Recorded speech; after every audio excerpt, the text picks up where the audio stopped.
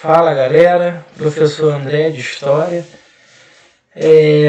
Vamos estudar aqui a transição da Idade Média para a época moderna. Então aqui, a partir de hoje, nesse slide, a gente vai ver o porquê, causas, consequências que a Idade Média chegou ao seu fim, né, e deu início à Idade Moderna. Então vamos aí, por meio desse slide, compreender como que ocorreu essa passagem.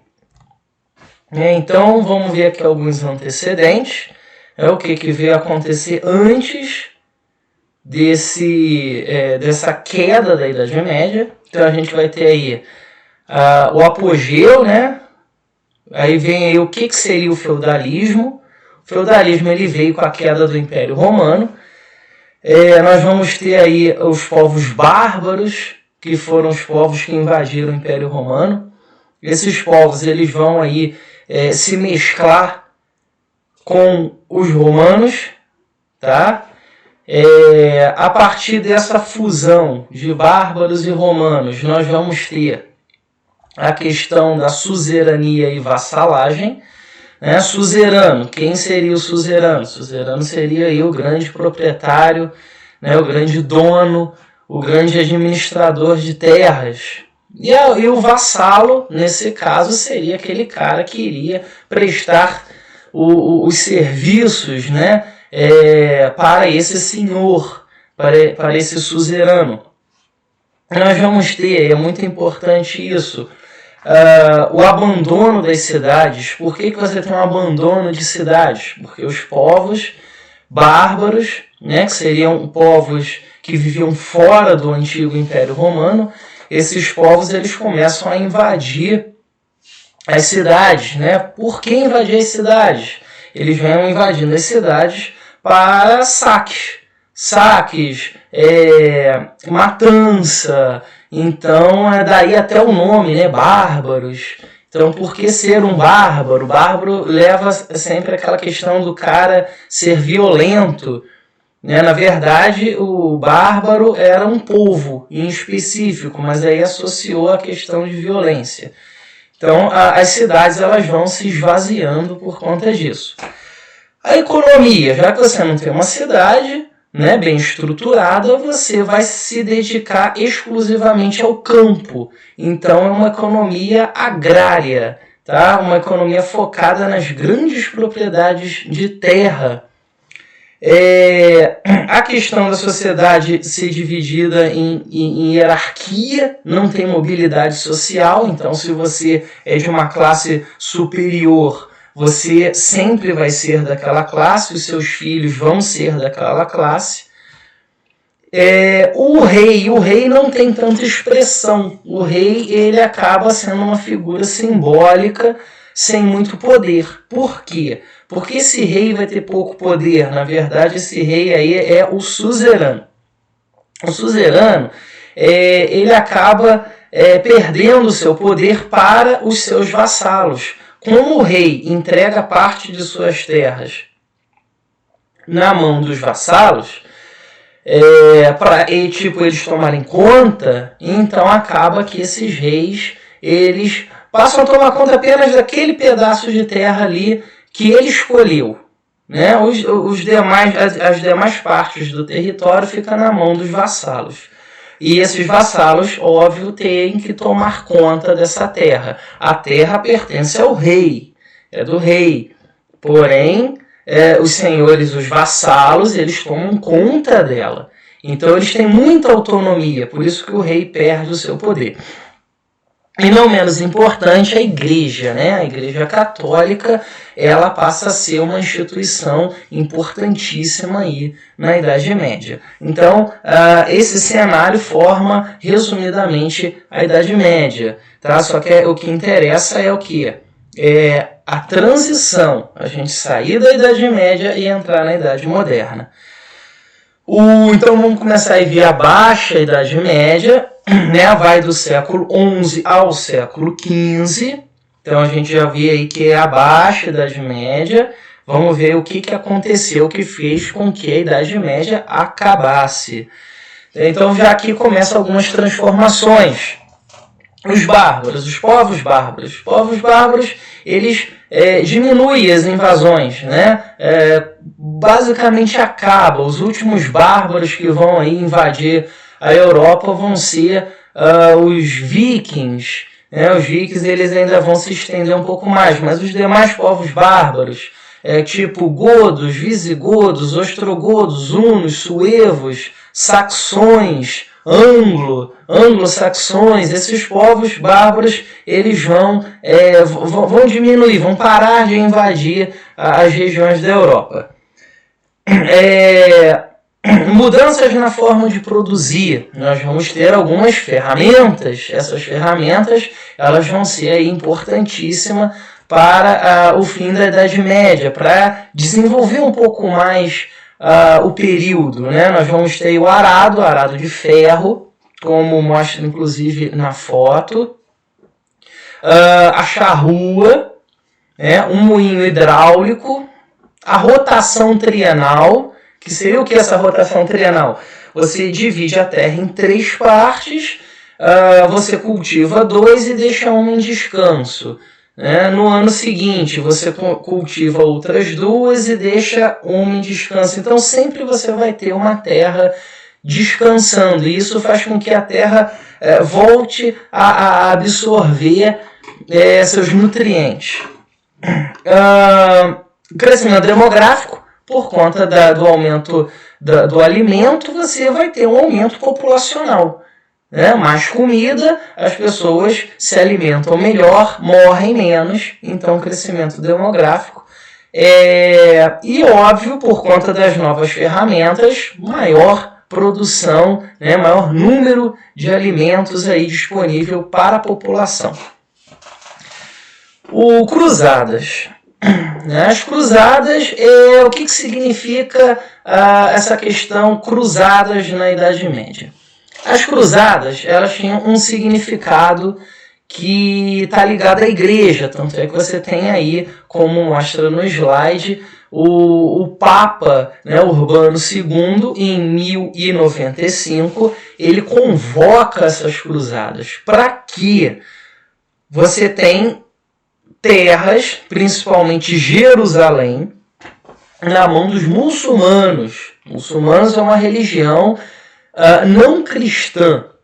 Então, a igreja, o Papa, ele se vê na obrigação de ter que recuperar Jerusalém da mão desses muçulmanos, dos turcos muçulmanos. E então ele vai convocar essas expedições armadas, o que seriam as armas na época? Lanças, espadas, escudos, não existia ainda armas de fogo. Então você vai ter o Papa convocando a sociedade europeia, a sociedade cristã, para expulsar esses muçulmanos de Jerusalém. Tá, sim, isso é muito importante. Aí você teria um perdão, eu estou indo para as cruzadas, então eu vou ser perdoado dos meus pecados. Tá? Eu tenho dívidas, então eu vou para as cruzadas e eu vou ter minhas dívidas perdoadas. Então entra todo nesse critério que seriam aí os incentivos para você estar indo às cruzadas. Tem também questões políticas. Tá? Óbvio que se você está indo para uma nova terra, você vai descobrir novos objetos, novas fontes de renda, novas terras. Nossa, eu vou para o Oriente, eu vou conquistar novas terras. E aí lá eu vou praticar agricultura, pecuária e vou me tornar um homem rico. Então tem essa questão, esse interesse econômico, também não pode esquecer dessa questão. E óbvio, as rotas de comércio. Você está indo encontrar com novos povos. Esses povos têm produtos que me interessam. E eu, europeu, por exemplo, tenho produtos que interessam a esses povos do Oriente. Então, nada mais justo do que a gente trocar mercadorias. Então, vem aí a questão econômica. Aqui, nesse slide, a gente tem aí as 8 cruzadas oficiais. Teve mais não oficiais, mas aqui as 8 cruzadas principais, né, que vão ocorrer desde o ano de 1096 até 1270. Então ela atravessou séculos, essa questão de libertar a Terra Santa, a Terra de Jerusalém. Aqui a gente tem um exemplo de uniformes de cavaleiros cruzados, tá, com suas insígnias. Tem os cavaleiros cruzados do Santo Sepulcro, da Cruz de Malta, do Templo, Santiago de Espada e Teutônicos. Existiam outros, esses são só alguns exemplos. As ordens, né? Ordem de Malta, Ordem do Santo Sepulcro, Ordem de Avis, Alcântara, Calatrava, Santiago, Constantiniana, Teutônica, Sacra Milícia, Marcedários, Cruz de Estrela, Montesa, Ordem de Cristo, Santos Maurício e Lázaro e Ordem dos Santos Stefano Papa Mártir, né? São as ordens aí dos Cavaleiros Cruzados que lideravam essas expedições para a libertação de Jerusalém. Cruzadas, consequências, né? O enfraquecimento do sistema feudal, porque os senhores, muitos senhores, gastaram fortunas enviando esses soldados para o Oriente Médio e gastação de dinheiro, tá? Além disso, muitos servos que foram para as cruzadas não retornaram, então muitos desses senhores feudais acabaram se endividando, falindo, tá? E simplesmente entregando as terras aos reis, porque eles não tinham mais condições de manter essas terras. Então acaba que meio que eles devolviam as terras ao rei.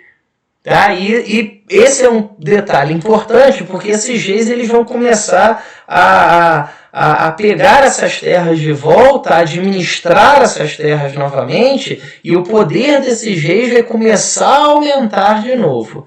Tá? E, óbvio, não menos importante, o comércio.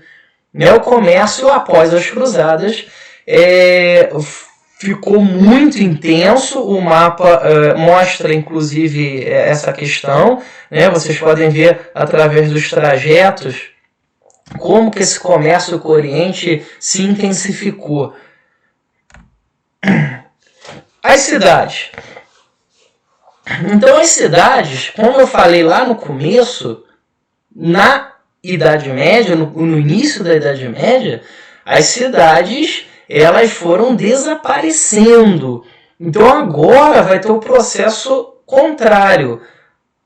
Nós vamos ter um êxodo rural. O que é isso? As cidades elas começam a crescer novamente. A população começa a sair do campo e começa a migrar para a cidade. Então, com as cidades crescendo, né, nós vamos ter o renascimento do comércio e do artesanato. Né? O comércio vai voltar a crescer, vai florescer, o artesanato vai florescer e as pessoas vão parar de ter aquela vida rural, aquela vida de campo. Tá? Cidades medievais. Então, olha lá, o comércio era realizado nas cidades, né? Essas cidades passaram a se denominar burgos, que começou com uma feira, com uma pequena feira, e por meio dessa feira, com o passar do tempo, essas feiras foram crescendo, as pessoas foram habitando o entorno dessa feira e foram surgindo cidades. E essas cidades eram denominadas burgos, né? A pessoa que vivia nessas cidades chamavam-se burgueses. Então daí vem um termo que é muito usado nos dias de hoje, que é o termo burguês. Vem desse período aqui da Baixa Idade Média. E esses burgueses, eles se dedicavam basicamente ao comércio. né? Então nós temos ali um crescimento comercial muito grande, nós vamos ter as corporações de ofício, que eram comerciantes do mesmo ramo, que se uniam ali para limitar preço, né? Para controlar a venda. Então nós vamos ter essas corporações de ofício, além deles delimitarem preço, eles ensinavam, né, as pessoas a prática das atividades do comércio. Por exemplo, aí, as corporações de ofício. Então você vai ter aí os ferreiros, gráficas, açougueiros, sapateiros. Então qualquer atividade de comércio estava na mão desses burgueses agora nessas novas cidades que estão surgindo com o fim da Idade Média. Então aqui um exemplo de um burgo, tá? Lá, se vocês perceberem bem na foto, nós temos ao fundo o castelo, né? Não pode esquecer, ali dentro você vai ter ou o rei, ou algum senhor feudal, e as cidades já surgindo ali em volta, né? Os burgos surgindo em volta do castelo. Então a gente vê aí o renascimento de uma cidade. Então dentro dessa cidade você vai ter um comércio muito intenso. Então já não é mais aquela vida de campo, né? Que o cara ia lá, cultivava a terra, certo? Agora não, agora você vai ter uma cidade e dentro dessa cidade um comércio já intenso. Lógico, não era uma cidade como a gente vê hoje. Ruas pré-definidas, né? Carros, iluminação pública, sistema de água, sistema de esgoto, não existia nada disso. Nós vamos ter, pelo contrário, cidades desorganizadas, ruas estreitas, quase que becos, casas amontoadas, lixo jogado a céu aberto, você não tem um sistema de esgoto, as pessoas simplesmente jogavam suas necessidades do lado de fora, e óbvio, com essa imundície, você vai ter muitas doenças, e as doenças, nós vamos ter uma doença em específico que vai ajudar também a acabar com a Idade Média. Então aqui algumas áreas comerciais da Baixa Idade Média, tá? Nós vamos ter aí, além das áreas comerciais, a gente já está tomando conta aí de grande parte da Europa, né? Nós temos ali o norte da Europa, em torno ali do Mar Negro, nós vamos ter ali a região do Mar Mediterrâneo, o norte da África, né? Sul da França, sudeste da Espanha, Itália, como grandes áreas já de comércio. Centro da Europa, tá? Ali onde hoje está situada a Alemanha, né? Sul da Inglaterra. Então já são áreas aí com um comércio bastante intenso. Renascimento comercial, o aumento da população, da produção, das cruzadas incentivam esse comércio. Então, produtos nós vamos ter em abundância, né? Produtos agrícolas, e as cruzadas, óbvio, vão ajudar a intensificar esse comércio, porque abre uma nova região comercial, que é justamente ali o Oriente Médio. Apesar de todo o crescimento urbano e econômico, a Europa passou por um período de crise, marcada pela fome, pestes, guerras e revoltas populares. Então vamos ver o que foram esses empecilhos, né, no final da Idade Média. A grande fome, por incrível que pareça, hoje se fala muito da mudança climática, né? Só que naquela época também ocorreu, por conta da destruição intensa aí das florestas. Naquela época usava-se muita madeira. A gente vai ter um desequilíbrio ambiental, tá certo? Tá a data aí de 1315 e 1317. Então nós vamos ter grandes períodos de chuva, depois grandes períodos de estiagem, e isso, óbvio, vai afetar a questão da colheita, e aí menos alimento, vai ter um período chamado a Grande Fome, onde a população da Idade Média, do final da Idade Média, vai se rebelar, vai inclusive assassinar senhores feudais, tá? Por conta dessa falta de comida. Depois vem aí aquela questão que eu falei para vocês, a peste negra, ou peste bubônica, né? Eu falei que as cidades eram desorganizadas, desestruturadas. Então, por conta disso, nós vamos ter aí a peste, ela vai encontrar na Europa um ambiente muito propício para ela se espalhar. E aí vai matar, basicamente, aí, né, diz os historiadores, que chega a matar 1/3 da população europeia por conta dessa peste negra. Teoricamente, como que ela chegou na Europa? Pelo comércio, né? Os navios eles foram para o Oriente, alguns falam que foi até a China, né? Essa doença ela veio da China, e aí chegando na Europa pelos navios, ela se espalha rapidamente, tá certo? E dizem que foi pelo rato, né? O rato ele contrariou essa doença, e aí a pulga do rato ela também ficou contaminada. Então, chegando na Europa, essas pulgas elas passaram a habitar outros animais, e aí contaminando esses animais. Esses animais, por sua vez, com pulgas, essas pulgas elas picam os seres humanos, e aí o ser humano ele acaba adquirindo a peste bubônica, tá certo? E simplesmente hoje a gente sabe o que aconteceu, só que naquela época a população não tinha a menor ideia como que eles eram contaminados. Então, essa falta de informação acabou contaminando grande parte da população europeia e dizimando a população europeia com essa doença. Então tá aí as roupas, né, que os médicos em cima, na parte de cima, que os médicos utilizavam para tentar não contrair a doença. E embaixo, nessas fotos, como que a pessoa ficava quando pegava essa doença, tá certo?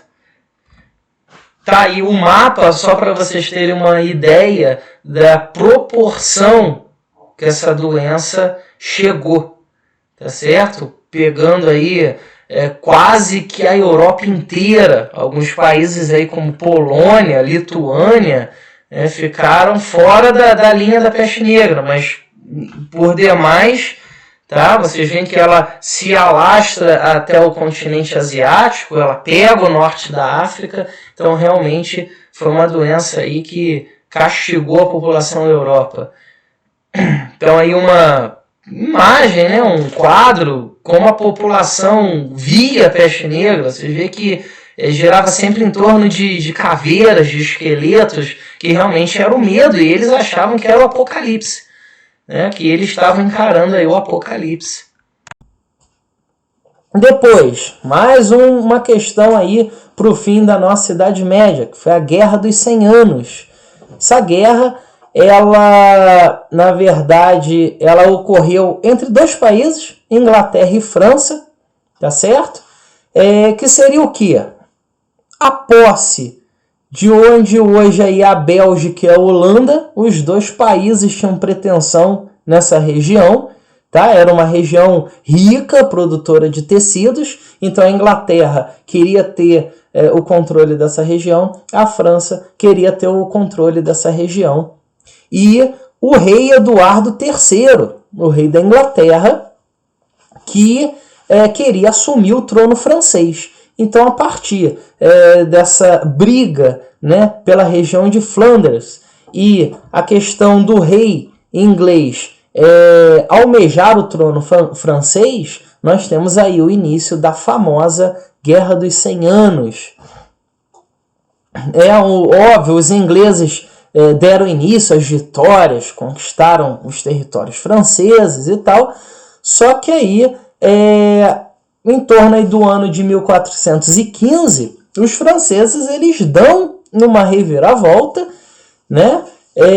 Vão conquistando várias vitórias em cima dos ingleses, até esses ingleses serem definitivamente expulsos do território francês. E aí a gente tem aí o fim da famosa Guerra dos 100 Anos, que com certeza gerou aí um prejuízo imenso para os dois países, um gasto imenso para os dois países, e além do número exorbitante de baixas, né, de mortos.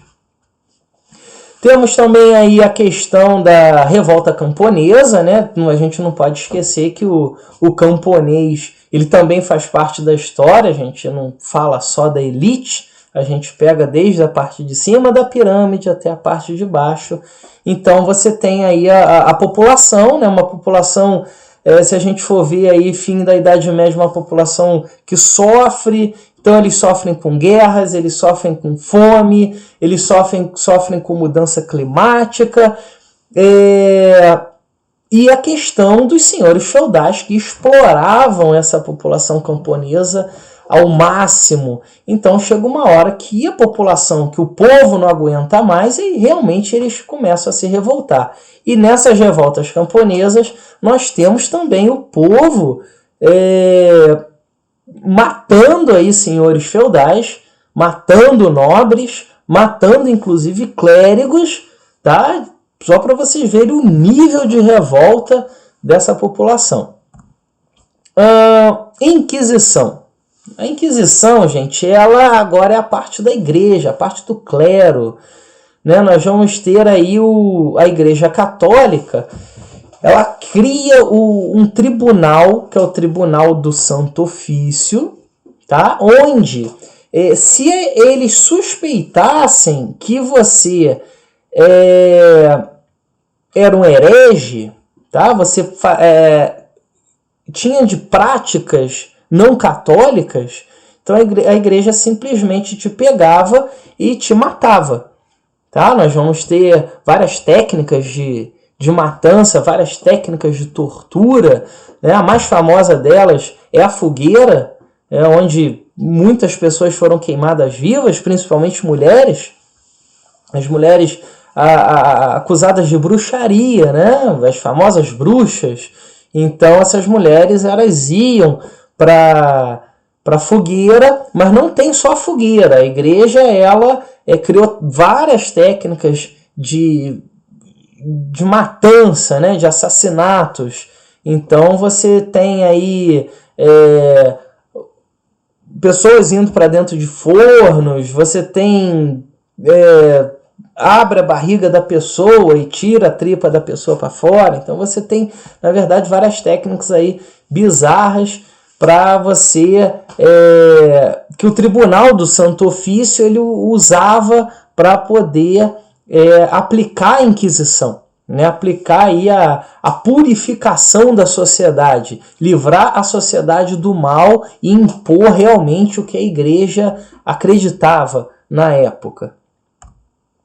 Então tá aí a fogueira, né?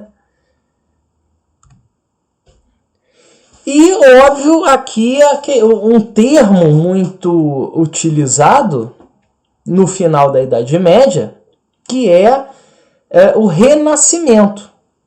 Que seria o quê? Na Idade Média, você está ali morto, né? A Idade Média ela cria um ambiente em que a sociedade europeia ela está atrofiada.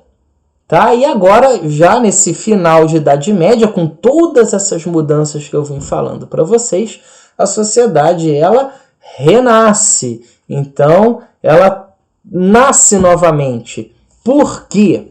Porque ela simplesmente podia apenas estar nascendo. Mas não, a gente usa o termo renascer. Por quê? Porque a história ela pega a grandiosidade do Império Romano. Ali a sociedade nasceu, né? Na Grécia Antiga, na Roma Antiga, então a gente chama até de cultura greco-romana. Então ali a sociedade nasceu. Então, após Roma, vem a Idade Média. Então, a sociedade morreu. E agora, com o fim da Idade Média, entrando na Idade Moderna, a sociedade vai renascer. Certo? Então, aí a gente tem algumas diferenças, né, do período. O que seria esse renascer? Então, pensamento medieval, teocentrismo, Deus é o centro do universo, e aí com a nova ideia, antropocentrismo, né? Coloca o homem como sendo uma figura essencial no mundo. A verdade na Idade Média era só a Bíblia, né? E agora a verdade é a observação. Você vê, você toca, você sente. Então não é só a Bíblia. Então não adianta só você ler a Bíblia e aí você vive a partir daquilo ali. Não, você vive a partir do mundo ao seu redor. Vida material na Idade Média não tinha a menor importância. Né? Agora não. Vida terrena e material é importante. Tá certo? Conformismo, tudo que a pessoa te fala, no caso na Idade Média, seria a igreja, os senhores, feudais, falou, não, eles estão com a razão. Não pode ser assim. Né? Você tem que crer, crença no progresso. Então, não é só o que eles falam, né? A vida está desse jeito, tem que ser assim. Não, a gente tem que olhar à frente. Natureza era pecado, porque a natureza é um negócio que você não pode desbravar. Natureza é Deus, então só Deus pode entrar em contato com a natureza, o homem não. E agora na Renascença já também mudou um pouco esse conceito, né? A natureza é o homem inserido na natureza, o homem faz parte da natureza. O homem está conectado com a natureza. Ascetismo, doutrina de pensamento, né? Onde o corpo tem que ir em direção a Deus, a verdade, a virtude. Então essa é a questão medieval. Deus é a verdade, a virtude, e o homem deve se dirigir apenas a ele. Aí já no Renascimento, né, é o hedonismo, onde o homem, não que ele não vá a Deus, mas o homem também tem sentidos, tem os seus prazeres, né? Tem o prazer carnal, tem o prazer espiritual, e ele deve usufruir, ele deve desfrutar disso. Né? Dogmatismo, tá? Você crê apenas no dogma religioso, na época, óbvio, o catolicismo, e agora no Renascimento você vai diferenciar a fé e a razão. Então você pode ter razão, você pode crer na fé, sem problema nenhum, mas você também tem o direito de ter a razão, de pensar, de usar o seu intelecto. Então tá aí, gente, o Renascimento, né? Olha, prestem atenção como que está mudando o pensamento. O importante é isso, a gente está estudando isso. Olha a diferença do pensamento medieval para o pensamento agora da Idade Moderna, um pensamento renascentista. Tá? Olha como muda a situação. Né? Então aí nós temos esculturas, obras de arte, né? Já do período do Renascimento.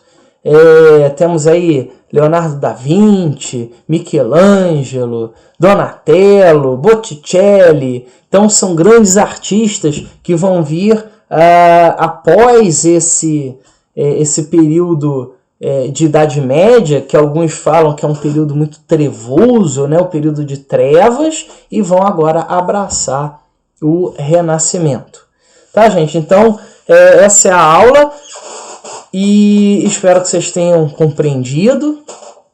Tá? Essa é a primeira parte e a gente já vai analisar a segunda parte da aula, que eu vou estar postando lá para vocês para estar realizando aí a avaliação dessa semana que entra. Tá? Obrigado e até aula 2.